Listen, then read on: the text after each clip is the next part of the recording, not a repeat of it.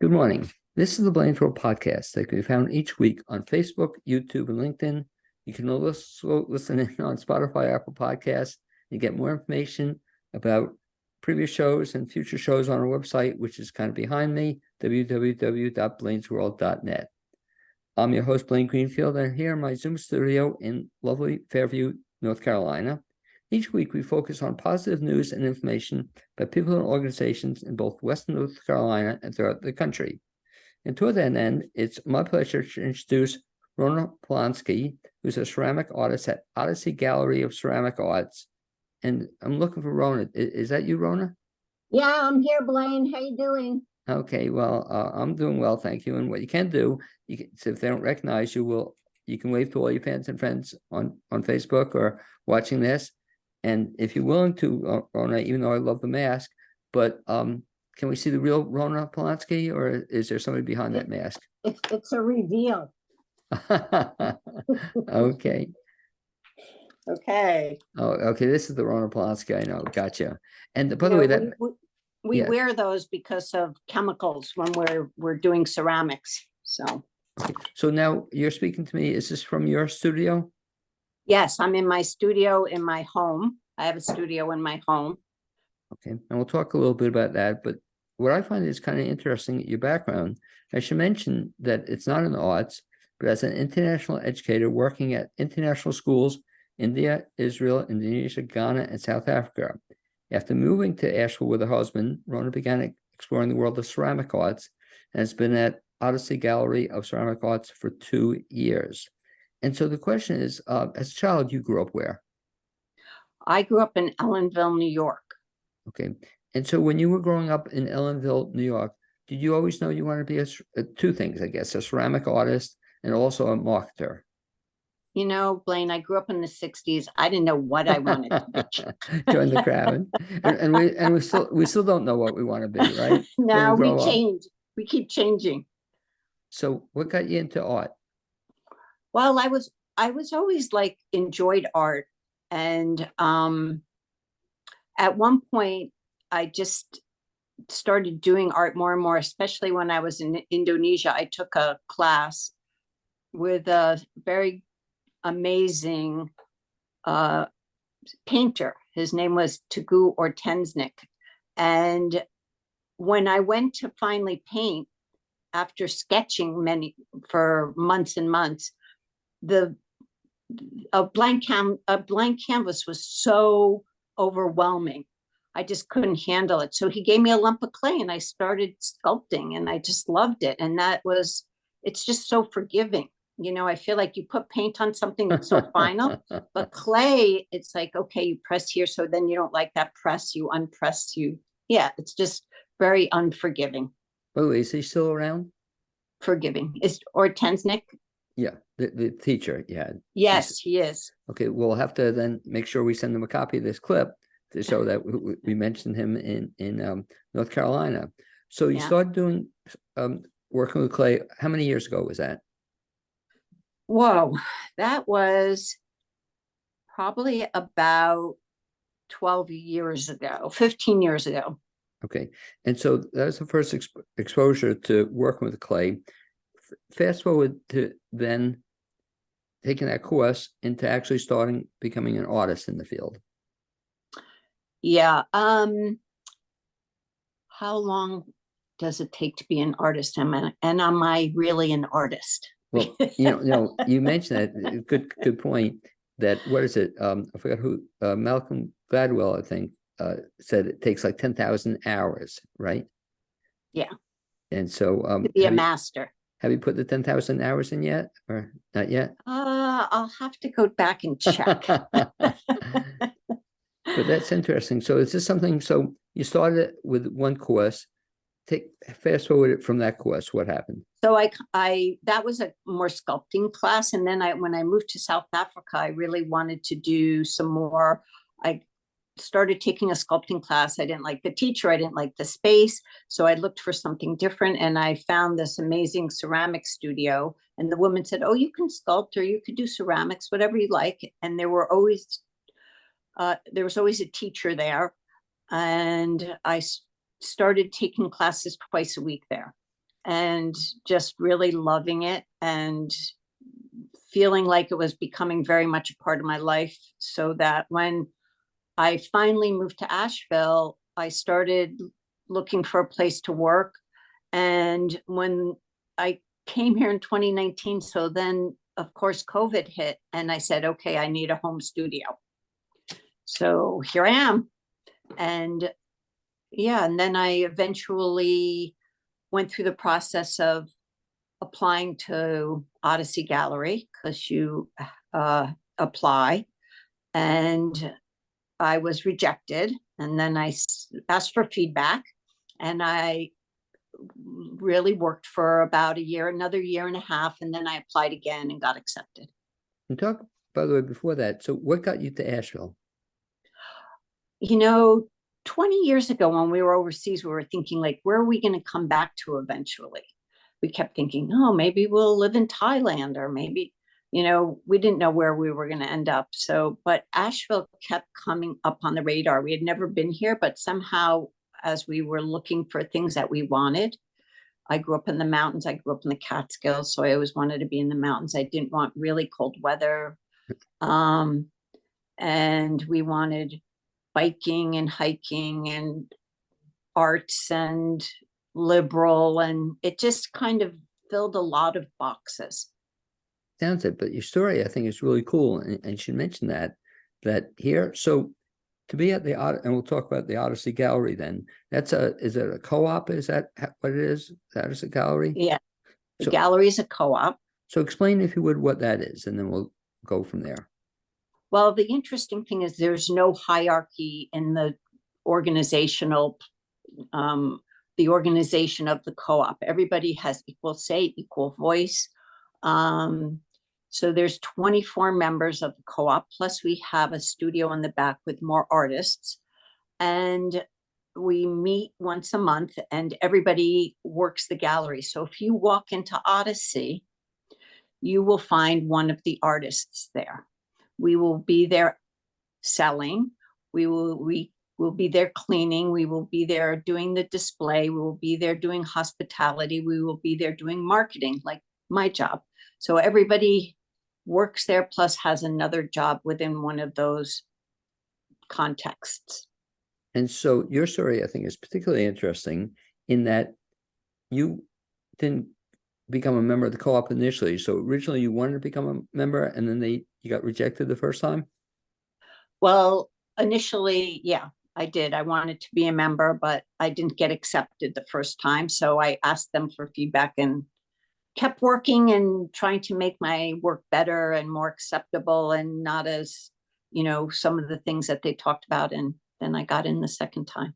And by the way, that's great advice if anybody's listening to, I guess you did a couple of things. One, you didn't get accepted, but you didn't give up at that point in time.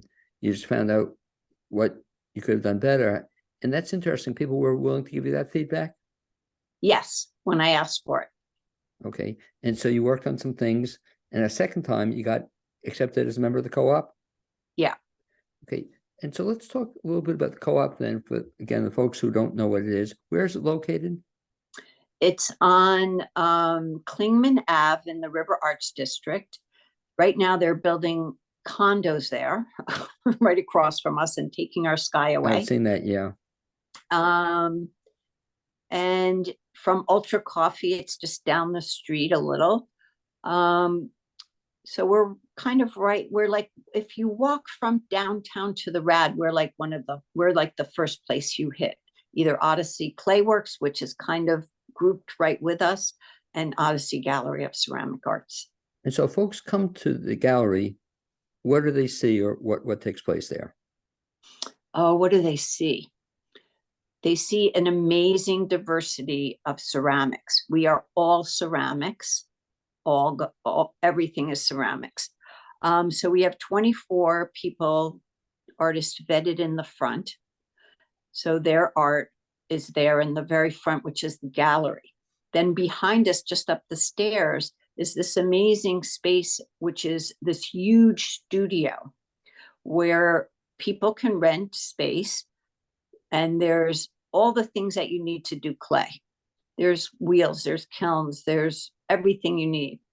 And so it's a shared space, and so if you ever come, there's usually somebody creating something, either on the wheel or hand building. So people are always working in the back. And so people, if they come, they can actually see the people working. Is that something that, do artists like when you're an artist, do you like having people watch you work? I love it because I mean, I think especially, I'm not a wheel worker, I'm a hand builder, but I Right. think people, when they watch people work on the wheel, it's like magic, right? Like you start with this lump and then it becomes something. So people find it very magical. If people want to learn how to do this stuff, are there courses there as well? So right next door, there's Odyssey Clayworks. So it's really an amazing little community. So Odyssey Claywork has classes. They have classes for kids, for adults. They have hand building. They have beginning wheel. And then once you've gotten to the point where you think, okay, I'm ready to do this, you rent a studio behind us, and when you rent that studio, you're able to sell back there also. So we sell your things in the gallery. How long does it take to achieve some sort of proficiency? Yeah, so Sarah from Village Potter always said that if you're a potter who makes the same thing over and over, like a production potter, Right. it takes less years to be Sure. proficient at that. Now, I am not a production potter, so everything I make is like new. So I'm always starting from scratch. So she said for somebody more like that, it would take 8 years. Now, when you make stuff, do you ever is that ever on what do they call it? Where somebody actually make something specific? Do you get a specific request to make something at times? Like consignment? Oh, not so much even consignment, but like an artist will get a commission. Do you ever get a commission to do A something? commission, Yeah. Do you ever get that? right? No. Yeah. Do some potters get that? Yes, they do. Absolutely. Some potters do. Laura Peary is a potter who makes these very amazing teapots.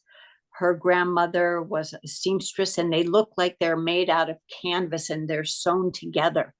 And you can actually see the needle marks in the clay. So people do commission her to do things, I think. And I think there are probably other people. Or even you? Do you have something? People who are more, go ahead, Right. sorry. No, even you, for example, do you specifically work in one area, or is there something that you specialize in? Um, all my work is black and white. I mean, I can show you a piece of my work Yeah, I'd like to see if it. you And want to just get a visual. Here's a piece that I did recently. very nice. And that's, for example, that's So for sale. That's for sale at Odyssey, or it will yes, be. this would be, yeah, yeah. Now, is everything So you do and the other folks, is it all for sale? yes, everything in the gallery is for sale. Okay. And so the gallery itself, or not necessarily the gallery, but Odyssey. So I've heard it before, but it's been around for how many years? It started in 2015, Okay. and it had an interesting beginning because many artists will know Brian and Gail McCarthy, who were some of the first people in the River Arts District when nobody was there. And they started a little gallery in what is now the Ultra Coffee House. And it's a small space. And he wanted to introduce people to really beautiful ceramics. And he showed people from all over the world. But he found that it was it was a lot of energy. So he approached some people who were studying in the studios that he had and said, why don't you start a co-op? Because then you could share the work. And two people, one who's still at our gallery, Elaine Lacey, and a friend of hers, I think her name was Martha, came together and they really jumped through the hoops. They did everything for the city, for the state, for the federal, to make this LLC business and really set it up. And it's been quite successful. And so you mentioned, for example, that it's been around for a while. And so that each person who's a member of the co-op, they all do the same amount of work, or they have to do a certain amount of work to become a member of the co-op? They have to do a certain amount of work. Does everybody do the same amount of work? That I don't really, we're not that. Right. Is that predicated on hours, a week, or month? How do they figure that out? Yeah, so everybody works the schedule. The gallery's open every day except Tuesday from 10 to 5. So somebody's always in there working. So I'll either work once or twice a month. And then I'll do my marketing job. So everybody will work once or twice a month. We keep track of those times, and then they'll either be part of the marketing committee or part of the display committee or part of the hospitality committee or part of a leadership team. So everybody has another job to help run the gallery. And when I first met you, I was kind of impressed that you mentioned that you were, I guess, the marketing committee or part of the marketing committee. You have a committee you work with, or is it primarily you? Oh, I have a committee. Yeah. Okay. And so what is the committee's job with respect to Odyssey? Well, I think I told you at the day I met you at class was, I know nothing about marketing. I'm a teacher, Right. That's why I was in your class, to try to learn a little something. And I've taken some other marketing classes. But it's to try to get the word out, try to get people into our gallery. We have done some tallying as people come in and asking them how they found out about the gallery. We did for a month, and most people just walk in. So how do we get the word out more? How do we, become more visible on Instagram and Facebook and whatnot to get people to see us more? Well, one thing you can do, of course, is be on the BLAINESWORLD videocast. So you're getting the word out. There you go. Through this. But you said something interesting just there, and a lot of people miss the boat, I think, on this, that they say they're not into marketing. And I contend, that we're all involved in marketing, and we should be. So Rhona, everybody who's an artist or one of the 24, they're all marketing.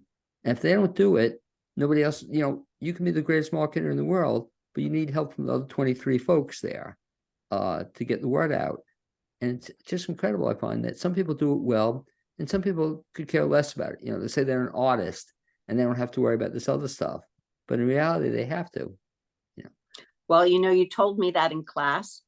That was my biggest takeaway, that I have 24 marketers. Oh, yeah. Okay. In the co-op. So I went back and we had a meeting last Wednesday, and I said, as the facilitator of marketing, I always report at the meeting. So I said, well, I took a class with Blaine at the AB Tech, and my big takeaway was, he said, that I have 24 marketers here. You're all marketing. So I gave them 3 jobs to do right that night. What were the 3 jobs? I'm impressed. So the first job was to write to me about what they thought was special about the gallery, so I could mention some of those things in the podcast tonight. The second thing was to get on to our Google and write a review about the gallery. Great. And the third thing was to get a friend to write a review. So. Did they do that? Well, I had asked them to write that review, and 9 of them had done it before. Okay. So this was the second time I was asking them. So I was saying, okay, well, all the people who haven't done it yet to do it. So, and then the people to get somebody else to help and do it. That's a friend or a spouse or somebody. So. And that's a really good point you made there too, because unless you ask and ask repeatedly, a lot of people aren't going to do it. Some people want to say that, well, I asked somebody to write a review, and if he or she didn't write a review, that's it. But it's not it.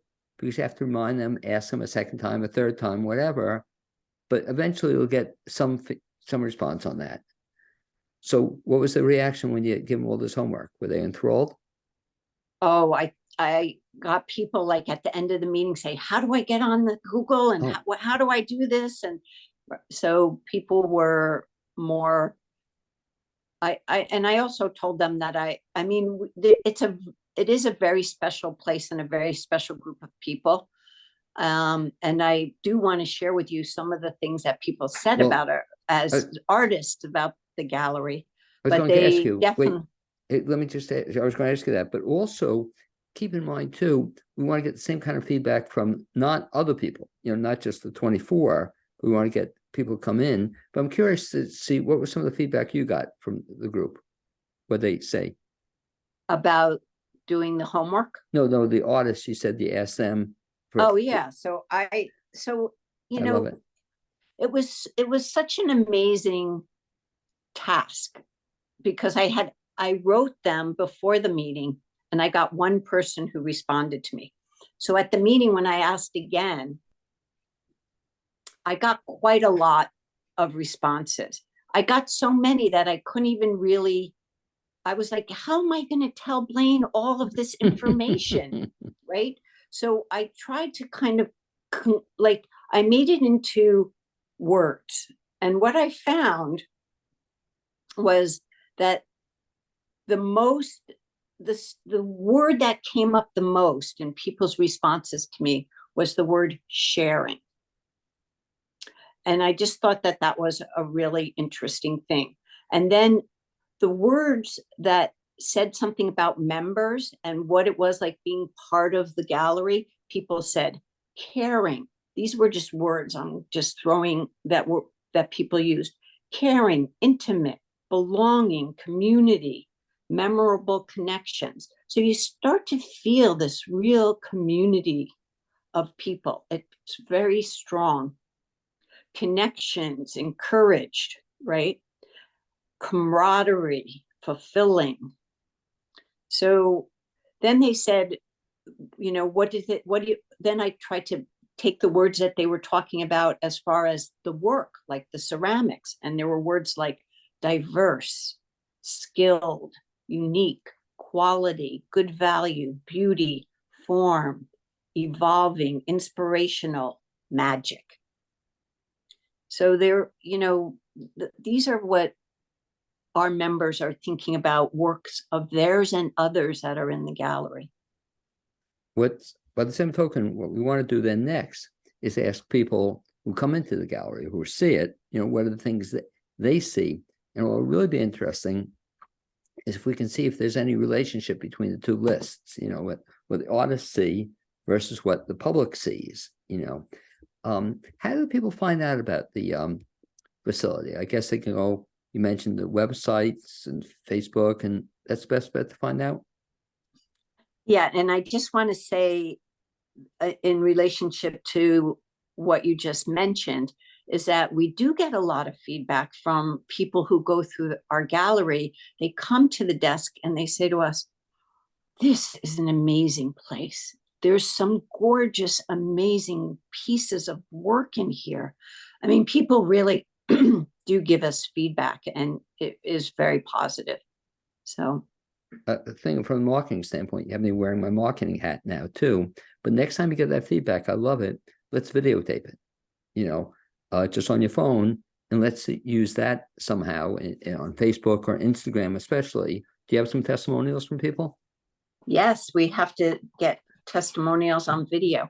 Right. So all those 24 marketers need to do that when they're sitting there and hearing people saying these things, right? Exactly. Or especially, no, seriously, or especially if they get a really enthusiastic person, hey, can I just take a picture of this? Can you just tell me what you said? 30 seconds. But that would really be great on the Facebook page, on the Instagram page, whatever, to hear real people talking about, real stuff. I love it. So the center now has gone to 24. Do you see it growing larger than that, or where does it go from here? We stay at 24. And in fact, right now in December, we're going to have 2 members leaving and we're looking for 2 new members. So if anybody who's a ceramic artist is interested, they can go on our website, which is www.odysseygalleryofceramicarts.com. And there's a place where they can apply. And, we would love to have people. So then they would go through the process of being vetted for the gallery. And what does that entail? What does that entail? So I write up who I am as an artist, my artist statement. I send five photos of my work and then 5 examples of my work. And I bring it to the gallery. Okay. And so you mentioned you as an example. Is there a waiting list people want to get in, or that's what we're working on now to build up that list? We don't have a waiting list, but when people leave the gallery, then we usually will look for more people at that point and try to get the word out that we're looking for people. And because we have the studios in the back, very often people who are in those studios want to apply for being in the gallery. Let me put you on the spot, if I can, as the marketing person here. Why should somebody join the co-op? Well, I think it's a great place to sell your work and not have to be there 24 hours a day, like very many artists work. So you're sharing the responsibility, and it's a well organized gallery. I think that also it's high quality, very high quality, and also very reasonably priced and accessible for people. So, and it's a place where you can sell your things. And so in terms of something else you mentioned, that there are courses. So you have the one part of the process is you can be an exhibitor there. You can be a member of the co-op. By the way, can you be an exhibitor without joining the co-op? So if you have a studio in the back, right, you can exhibit in the back where the studios are. And so it really becomes very encompassing. So all the vetted people are in the front gallery, but in the back studio, there are more artists that are selling their things. The other really great thing is that we have a very low commission on our things. So I think the gallery only takes 10%, which is very low for artists. Usually when you're selling your things in a gallery, it's 50%, 40, 50. So. And as you said, I guess the really nice thing about this is that you don't have to spend your life trying to sell your stuff as well. You only have to be there X number of hours a day or a week and let other people do some of the work, which is, I think, very, very nice. Yeah, share. So back to the courses. So what are the kinds of courses that somebody would take if they want to become a ceramic artist? So not in our building, but right next door. It's called Odyssey Clayworks. So when Brian created Odyssey, he had this vision. He had the vision of taking classes, having a studio and a place where you could share equipment, because it's very expensive if you try to buy all that yourself, a kiln, a wheel, and then have a place to sell it. So it's all right there. So even in terms of an artist starting out, so it's very expensive. Do you have that at your home now? Do you have all that equipment in your home studio? I do. Okay, but it takes a while to get, or it's a collection. Well, I'm very blessed that I can do it, that I had a job that paid me. I wasn't an artist all my life. I think that being an artist all your life, I can't even, it just blows my mind when I see some of these young potters who this is their job and they hustle. I can imagine. They hustle. What do you see as the future for Odyssey? Where do we go from here? Yeah, where do we go from here? I think that's an interesting question.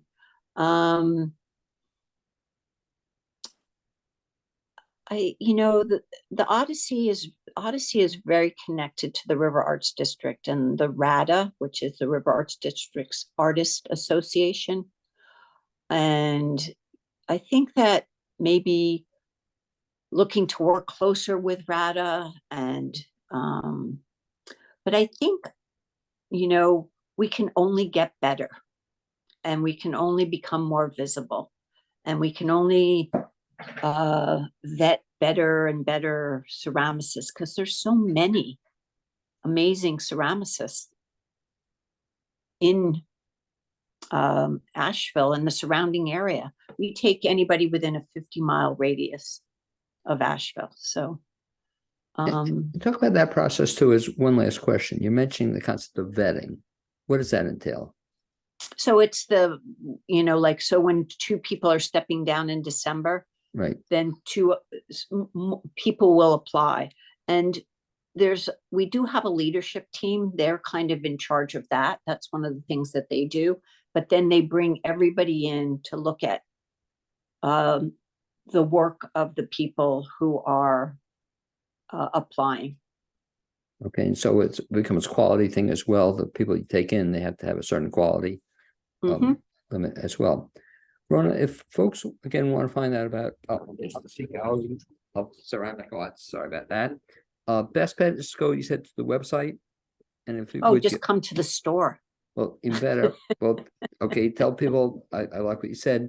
Come to the store. Is the store again? Location is what? Describe it. It's Clingman Ave.